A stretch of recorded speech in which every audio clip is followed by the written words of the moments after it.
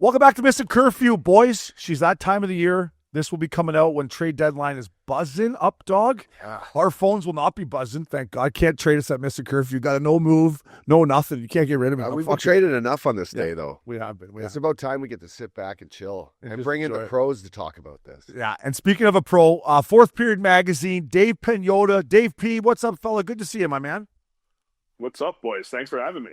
Always a pleasure, buddy. I want to start with Four Nations and your hometown of Montreal. We came in, we left it all in old Montreal to wherever the hell we were. But, man, the city was buzzing. Besides the weather wasn't perfect. But other than that, I forgot how great of a city and a hockey city that is, eh? Oh, it's fantastic. All the time. Steady. Just never a dull moment in Montreal. Doesn't matter the day of the week. Restaurants are fantastic. People are great. Scenery's equally great. It's just a fantastic place. And then to live and to play there, I got to imagine is next level. So Montreal's always top of the charts for me. Yeah.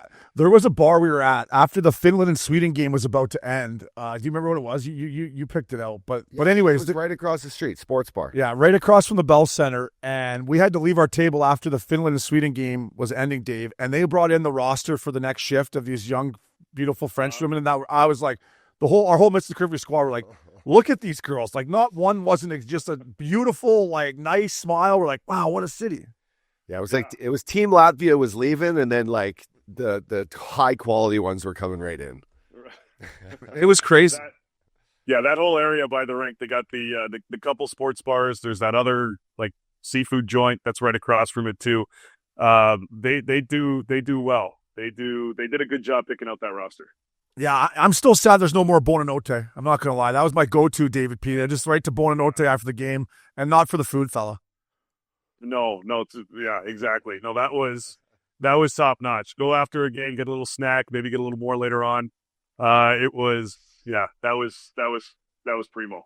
Hey, before we get into the trade deadline stuff, obviously the Four Nations was better than everyone expected. I mean, from your perspective, a guy who follows the league as close as anyone, you go to every event, you don't miss anything. You and Bernstein are on the road all the time, killing it. What did you think of the Four Nations and how good it was for the game? Guys, it was unreal. I mean, it exceeded my expectations. I think it exceeded everybody's expectations. Yeah, obviously those 9 seconds to start off Canada-US really set the tone for the entire atmosphere for the tournament and gave it the international luster that, the sport deserves. But even like that Finland-Sweden game beforehand was electric. And the games were awesome. The atmosphere was great. They treated everybody perfectly. To have it in Montreal and then Boston right after, 2 original 6 cities, just everything was done right. And yes, like hype of those first 9 seconds really escalated things.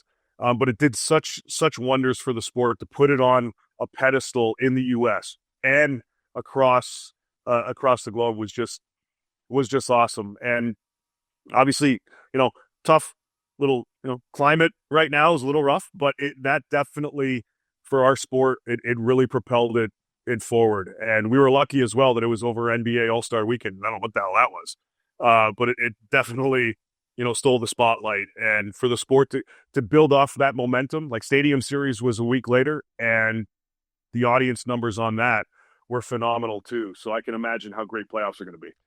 Davey, talk about the host cities for a second. Montreal, Boston. Like, could there have been more perfect places to host that? Montreal is like the cathedral for hockey.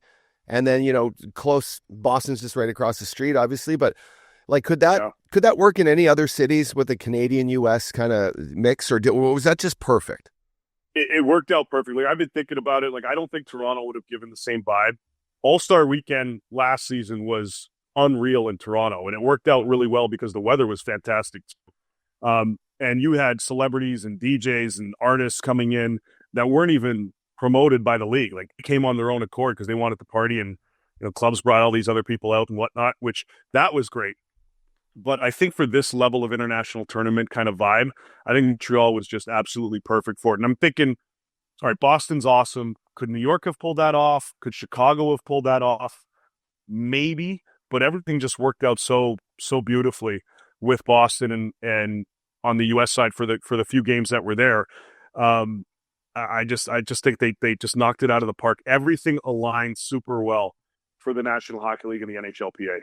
Montreal right in New York might have been nice time still. Hey, like if you're a single guy, Montreal, let's take a little breather right into Manhattan. It's like heads up. Totally. And like Vegas has the entertainment appeal, but it doesn't have the history, right? Yeah. Both those cities had the history, and it was just the perfect. Yeah, that Bell Center on the side. I mean, Dave, me and Updog were crying after the anthem, chugging beers. It was like nothing I've ever experienced before. I'm like, this is unbelievable.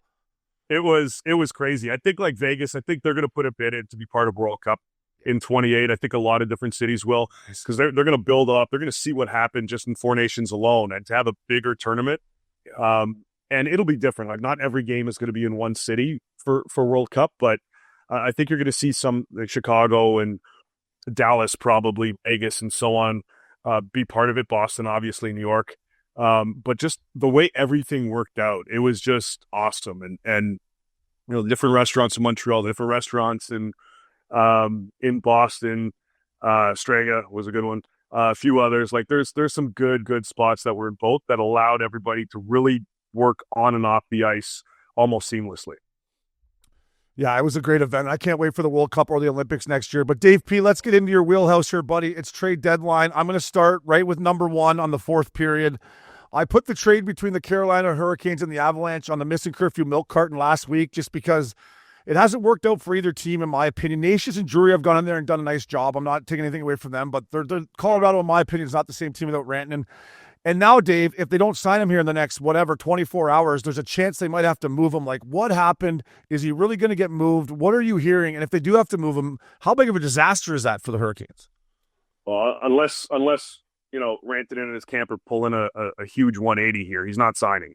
And by all accounts, he's going to July 1 as of this moment. So, you know, from Carolina's perspective, you have to explore the market. Now, it's a tough spot because you gave up a lot to get him.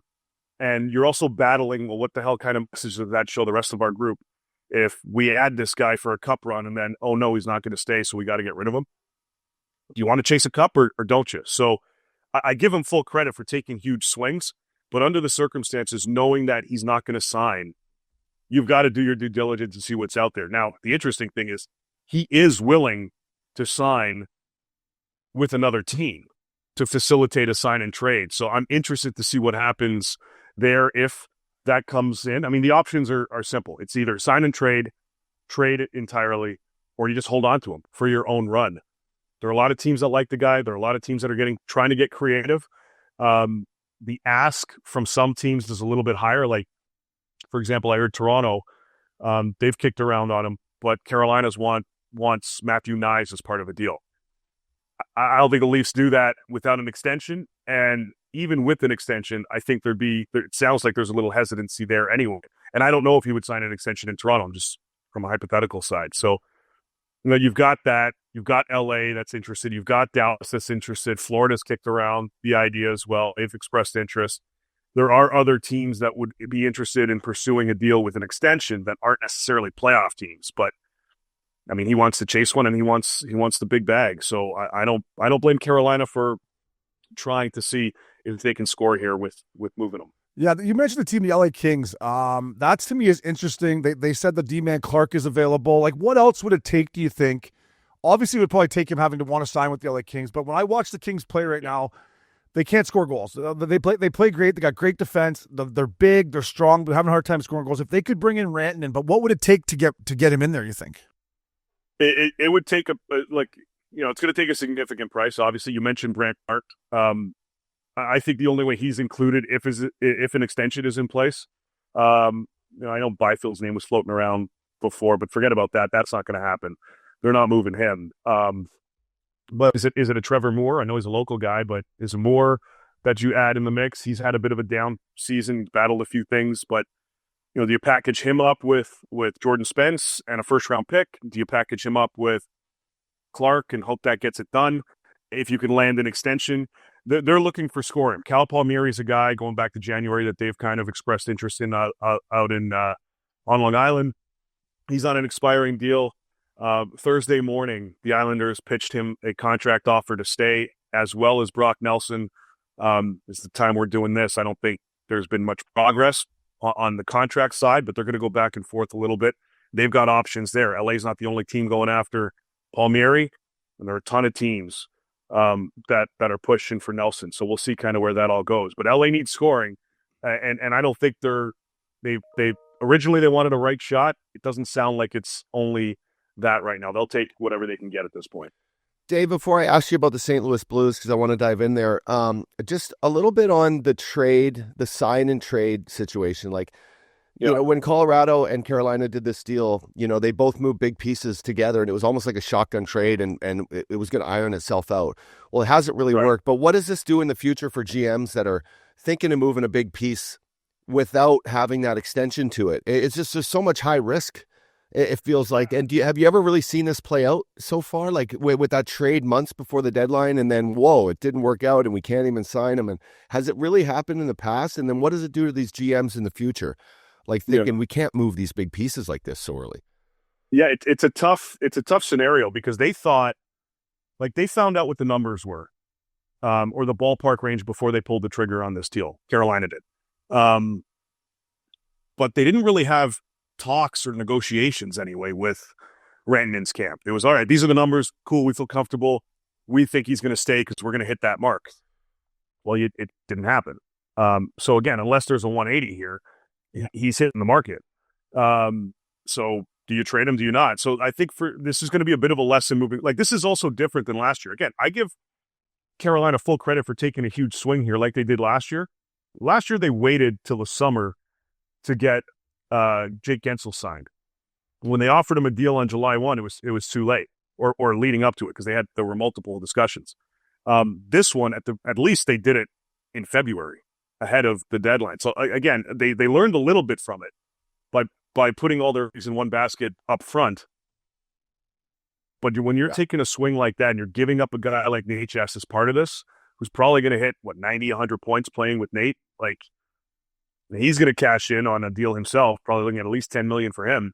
I know it's less, but you're giving up that piece, that asset. You better be friggin' sure that he's sticking around. Not to take a chance. Okay, at least we know the number. You better be damn sure. And they weren't. Another lesson learned. Yeah, it just seems like it's risky. You're playing with fire. Like Chris Schultz, risky business back home is what it is. It's Chris Schultz, risky business.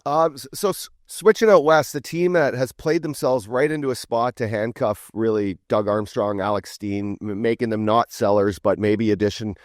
We see Colton Parayko with a knee scope injury today. He's out 6 weeks. Tough. But where do you see these guys now, right? Like the crazy talk of Parayko moving, he's such a good piece at $6.5 million for 3 years. You have Shen, maybe the perfect deal to move him at his age. And then talks on Binnington, who seemed to have found his confidence again in his stride. But this team's winning games right into the mix. What do they do? Are they? You know, they're out here on the West Coast. They're playing here in Anaheim tonight. But what do you see these guys doing? I think they want to add, but not necessarily go high into like the rental market. I think they want to add in terms of long-term piece. That's kind of the word that's out there. I mean, Parayko and Binner, their values jumped after Four Nations on both sides. And I think that's why their names started going out there, because teams were going, hey, we talked about him in the past. Would you talk about Parayko now? I don't think it's really gained any track, even before, obviously, the injury. But, you know, they're going to listen. I one GM who was on air. So Donnie Waddell told me last week, 90 to 95% of the players that actually get talked about, like, move. And that might even be low. So teams are going to call about guys and poke around, but to actually get a deal done, it takes a lot. So I think from St. Louis's perspective, we've heard Kairu's name out there. We've heard a few others out there, but those are going to be big time deals. And even Shen, you're moving out Shen, you better be bringing back some pieces that are going to fit with your group now and has longevity beyond, you know, this season, next season, and the year after that. So it sounds like that's where St. Louis is at. You know, maybe they move out a depth piece here and there, free up a little bit of money, be more aggressive in the summer. But at least the word that we've been getting is, you know, they're looking, but they want to make the hockey type move overall. And do you think, just to follow it up, do you think they have a chance to make a splash in the West if they get in with that sort of, they're vibing, like their team seems close. Yeah. They kind of have what's going on back in 2018, but do you see them getting in and making a splash? Confidence. Yeah. Man, you go into the playoffs with that level of confidence to climb all the way up, because they were down like 2 weeks ago, even right before Four Nations. Like everyone thought forget about it. And then they climbed, and their guys have been playing a lot better. If they roll into the playoffs with that level of confidence, I don't know if I'd want to play them. I mean, Winnipeg's going to be a tough task no matter what. It looks like they're going to be right at the top there. But it's not going to be an easy one when you're facing a team that A, has all that confidence, and B, went on one hell of a ride in 2018 in a similar position. So those guys, and a good chunk of those guys are still there. They know what it takes to go down that path. It's not going to be easy for anybody if they jump into the wild card spot. DP, it's the People's Insider. What's up, baby? How we doing? Good, buddy. Good to see you. Good to see you, too. So I'm hearing on my front, what are we hearing about Brock Boeser? I'm hearing Vancouver is willing to retain up to 50% in exchange for maybe a mid-round pick for Best, whether that's a second or a third. I'm not sure on that, but what are we hearing on Brock Boeser? I think a lot of teams, like you mentioned, the LA Kings, maybe Dallas, could use a pure sniper like the 6 car in Vancouver. Look, he's definitely being talked about. As the time we're doing this, still no progress from a contract standpoint. Checking in a little bit earlier, but if they're going to move him out, like Vancouver's been looking to add, and similar to St. Louis, they've been looking to add pieces, both at center and they've been looking for a scoring winger since November. But they want guys with term. So if you're going to move out Brock and only get a pick or a high pick or a top prospect, you better be using those assets to go out there and get somebody that's going to stick around. It's a tough one, especially with that group, with that ownership group. I know they're focused a little bit towards next season, but that group, they want to make the playoffs. They want to, not just because of the bank that you get for making the playoffs, the gate and all that stuff, but they want to build momentum going into next season. Plus, you want to send the right message to your captain, who's got a couple years left on his contract. And Quinn Hughes, you better keep him happy. Yeah, you do. Yeah, so keep that boy happy, keep the core guy happy, especially after all the hoopla you had to deal with earlier on in the season. Petey just needs the season to end so he can clear his head and figure out all that other stuff that he's dealing with to have a good summer and focus on next year.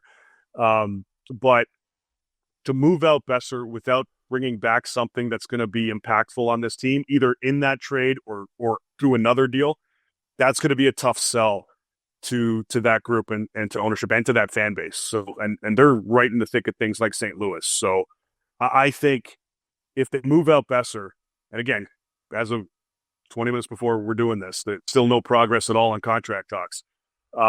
You better be sure that you're making upgrades somewhere else to keep your momentum going and to keep your chances alive. I'll tell you what, Pedersen, what's it called back home? Skip the dishes. I bet she's leading the league in skip the dishes orders. That guy's not going for dinners. He's not going for anything, man, because that guy right now in Vancouver, I wouldn't be showing my face around the city. It's that bad. I mean, I watched the play again last night. It was, and they won, and it wasn't pretty, so. He needs a stint in Costa Rica. Little ayahuasca reset. Yeah, he does. Yeah, that would not hurt him at all. Whatever it takes. At this point, whatever it takes to help him out. Yeah, I mean, he gets those paychecks every 2 weeks. He's all right. Well, I wonder if he looks at him. He's like, "Fuck, hey, sorry, boys." But hey, Dave, I want to ask you about the Edmonton Oilers. I picked them at the start of the year. They're not playing very great right now. The Ducks would have kicked the shit out of them 6-2. But please, Dave, please, God, tell me they're going to pick up a defenseman here in the next 24 hours or whatever it is. Is that number one on the Oilers' to-do list? Because if you ask me, they need one, maybe two defensemen if they could. Yeah, they've been looking for a steady guy on that back end. Kind of a couple of years ago when they brought in Ekholm. They want someone similar to that. Now, I don't see a guy like that being readily available, but they want something similar that can play. He's like an Ekholm Jr. mini me kind of version that they can bring in for that back end. The interesting thing today was we're coming out that it looks like Evander Kane actually won't be ready for this season and won't be available till playoffs. They've been waiting months to confirm that diagnosis. They've got $5.125 million in cap space by putting him or keeping him on LTIR that they can use now, with the belief earlier today, as I said, that he's not going to be back until playoffs. So that's a big, big add. They were good, and they made a shrewd move by bringing in Trent Frederick at 5.75 clip by having the other teams eat 75% of his deal.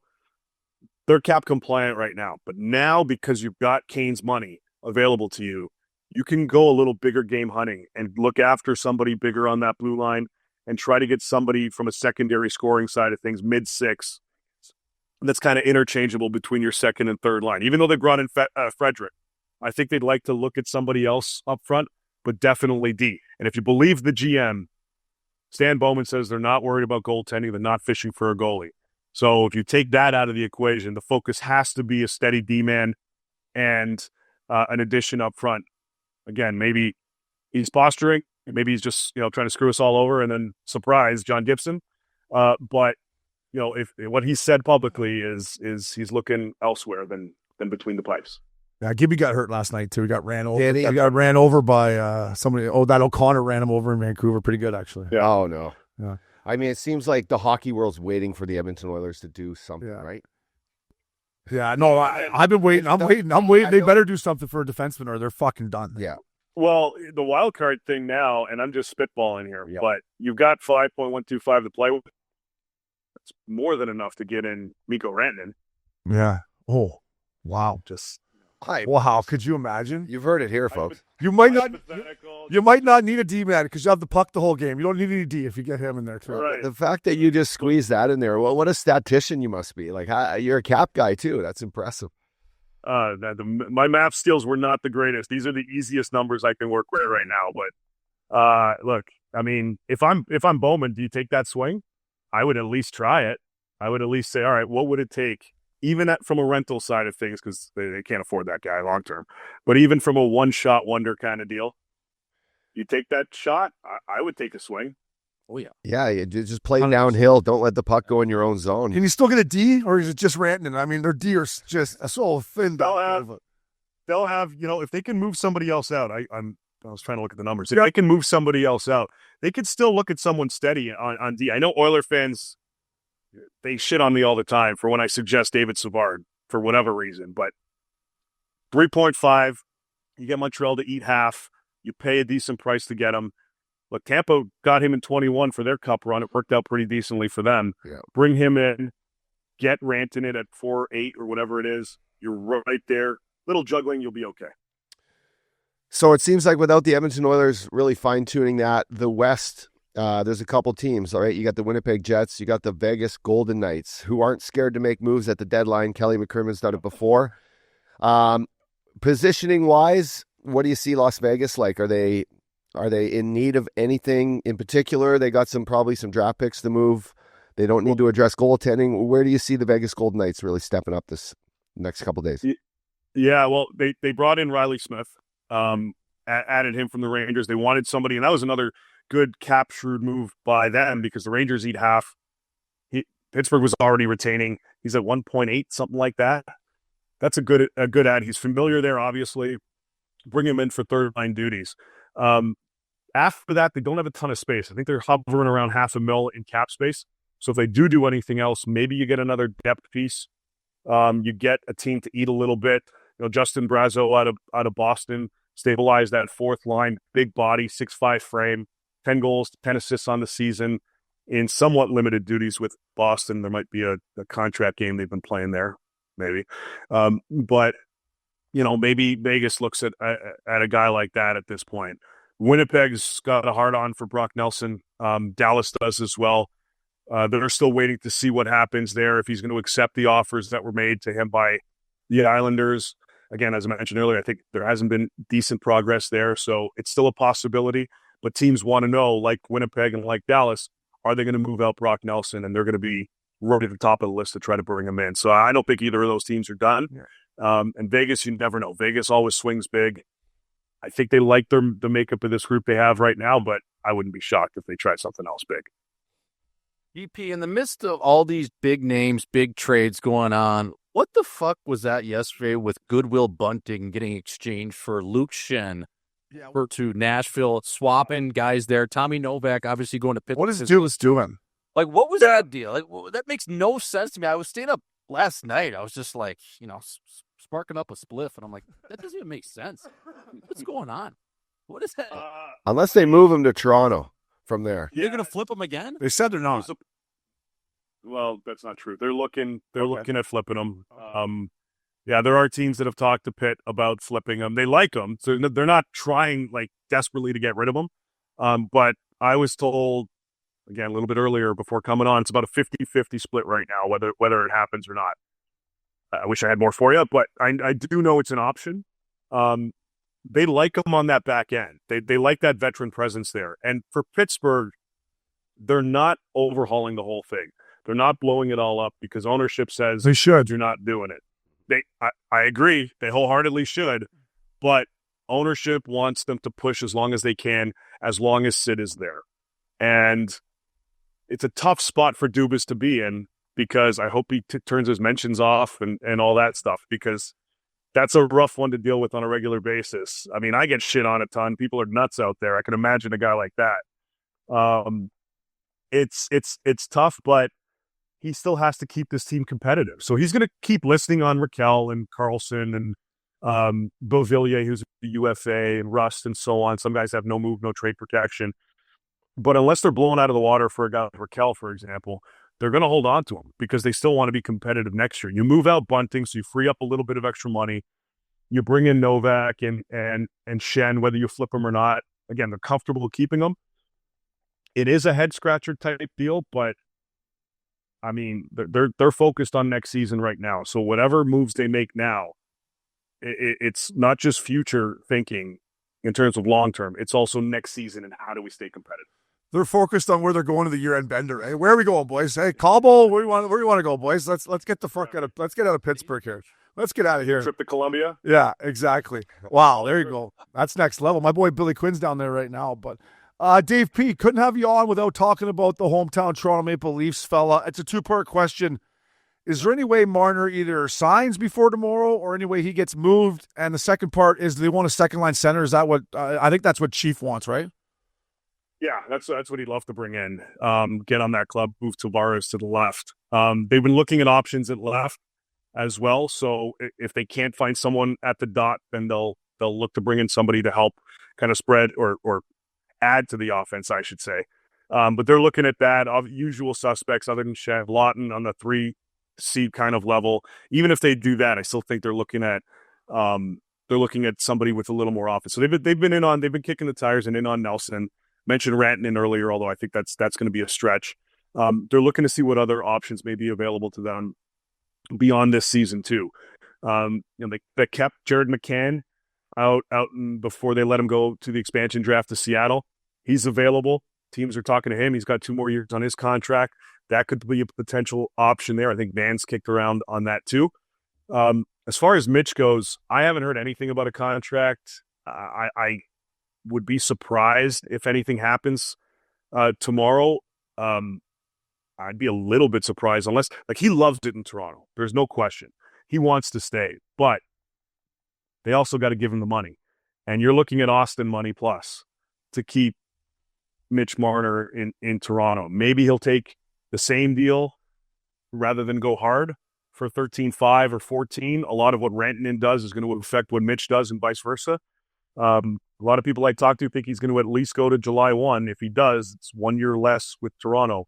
But I think it's still early. They're going to worry about this one a little bit later because they want to really focus on trying to, go after a championship with Mitch and go from there. But if they can get a 2 seed, if they can get Brock Nelson, I think that'd be a win for them. But again, as I mentioned, there's a lot of competition out for him.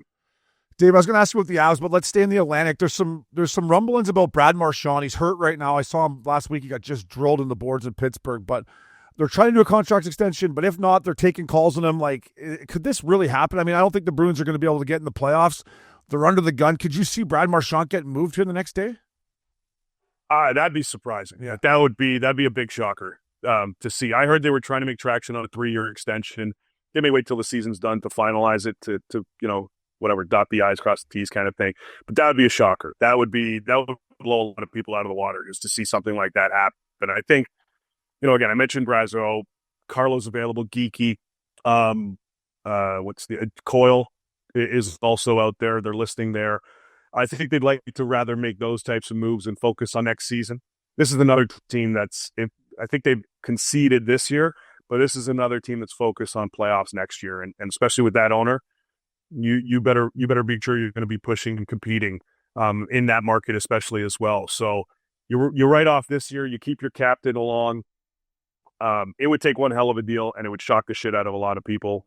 I don't see it, but I've been shocked before. Yeah. DP, I wanted to ask you, Ryan Reeves on waivers. His cap pick comes a little around 1 in a hook, 1.3, I believe it is, for this and next year. Now, my friend, I think a team in the same province could use him in terms of maybe adding an element like that to the Ottawa Senators to alleviate a little bit of the fighting and or physicality from their captain.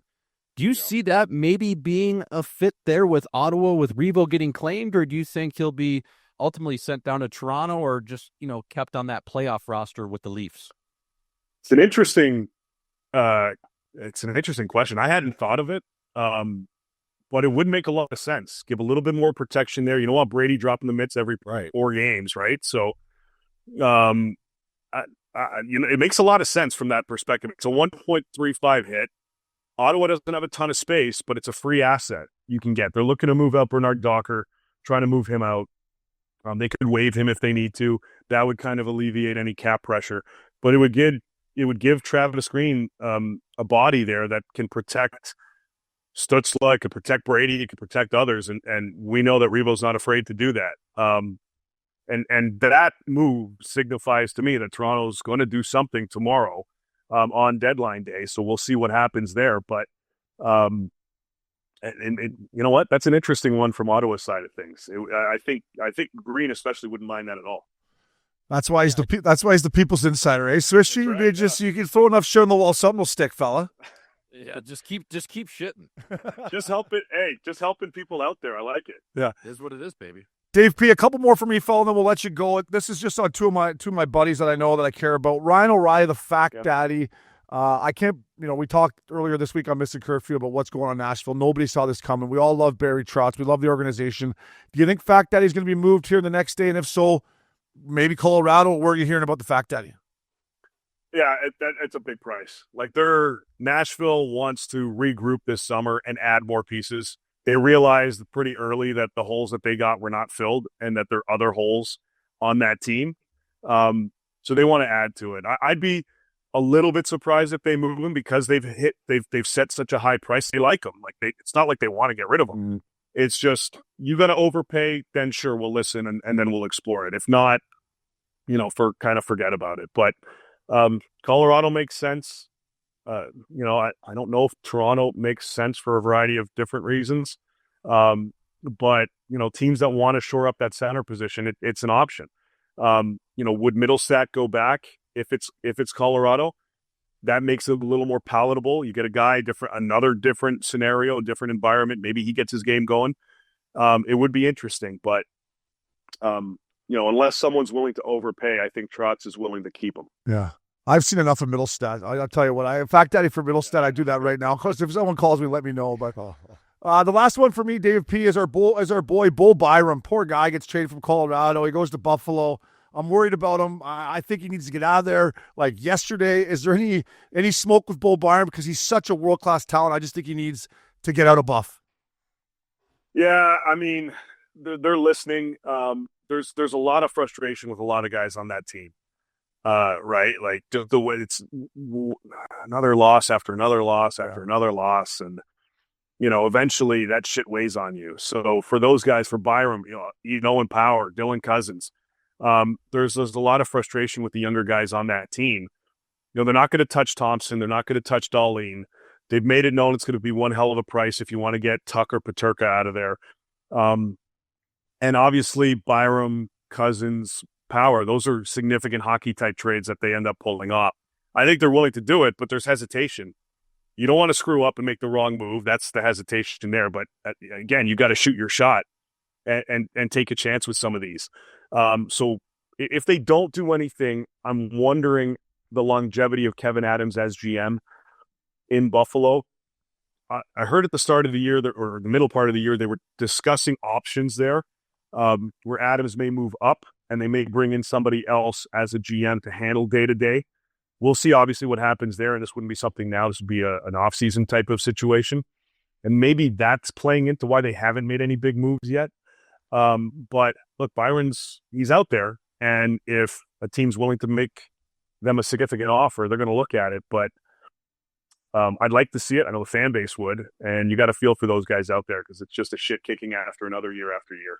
That would be the Buffalo Sabres way. Give him a promotion. Hey, here you go, bud. We're going to make you president. We're going to bring someone else in here to be the GM. That's been just stinky there. Yeah, that's how the Sabres would do it. But it's good to know people in high places sometimes. Yeah. Dave Pagnotta, thank you, buddy. You're great for the game. You've been great to Mr. Curfew. Appreciate you taking the time. Good luck tomorrow. I know it's a busy day for you, and we'll be tuned in, my man.